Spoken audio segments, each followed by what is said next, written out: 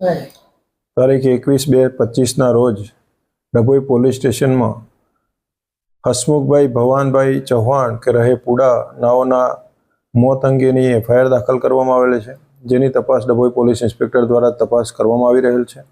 તપાસની વિગત જોતા તારીખ 20/2/25 રોજ હસમુખભાઈ નાઓ ઘરેથી નીકળેલ હતા સાંજના 7 થી 8ના અરસામાં, અને તેઓએ કહેલ કે હું આવું છું, મને ફોન કરતા નહીં। એ અનુસંધાને તેઓની પત્નીને એવી વાત કરીને નીકળેલ હતા। મોડા સુધી ન આવતો તેઓની પત્ની અને બધાએ ફોન કરતો, રાતે ફોન સ્વિચ ઓફ થઈ ગયેલો, શોધખોળ કરતો કોઈ મળી આવેલ નહીં, અને તેઓની લાશ ગઈકાલે સવારે તેઓના ખેતરની નજીકથી મળી આવેલ હતી। તે અનુસંધાને ગુનો રજીસ્ટર કરી હાલ તપાસ ચાલુમાં છે।